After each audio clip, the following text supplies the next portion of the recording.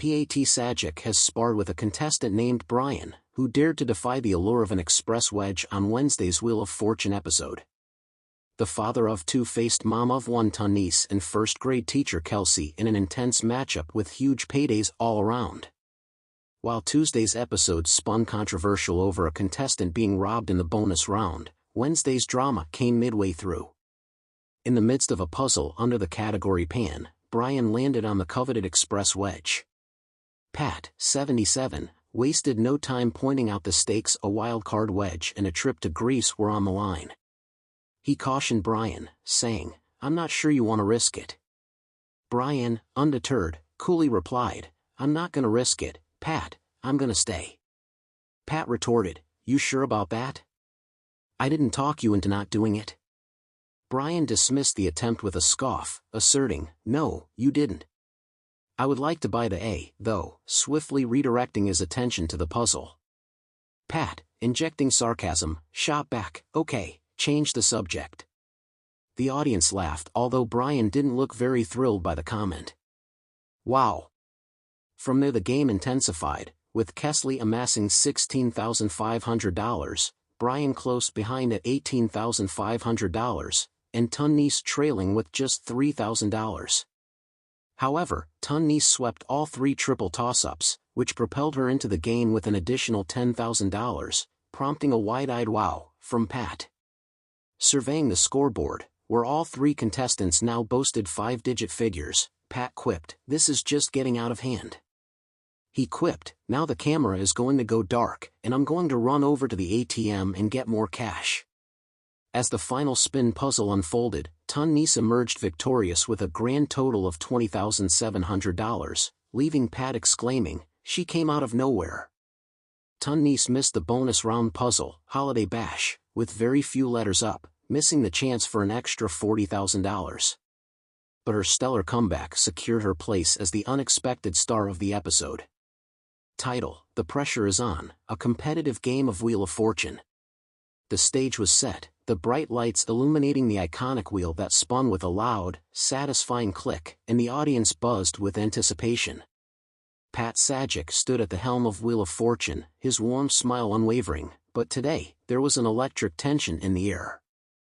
Contestants were ready, the stakes were high, and it seemed like everyone was feeling the pressure. The contestants were Rachel, a 32-year-old marketing manager from Seattle, and Greg, a 45-year-old software engineer from Chicago. As the game progressed, it became clear that both players were fiercely competitive, each desperate to win the cash and prizes that awaited them at the end of the game. As the wheel spun for the third round, Rachel landed on the coveted million-dollar wedge. The audience erupted in applause, and even Pat seemed impressed. "You're in a great position, Rachel," he encouraged. "Just solve the puzzle, and you could change your life forever." The puzzle was a relatively simple phrase. What a delightful surprise.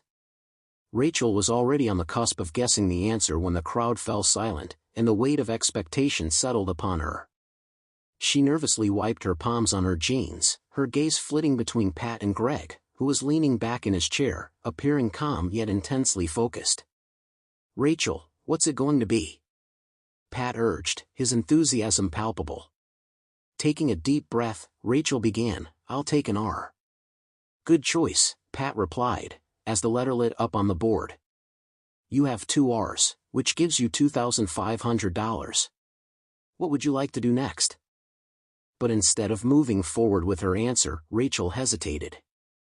"I think I know the answer," she said, her voice barely above a whisper. "Then why not solve it?" Pat prompted, a competitive gleam in his eye. "This is the moment, Rachel. Don't leave us hanging." Rachel's anxiety was palpable.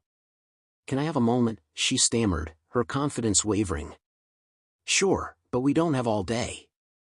Pat snapped, his demeanor shifting slightly as he felt the competitive heat of the game.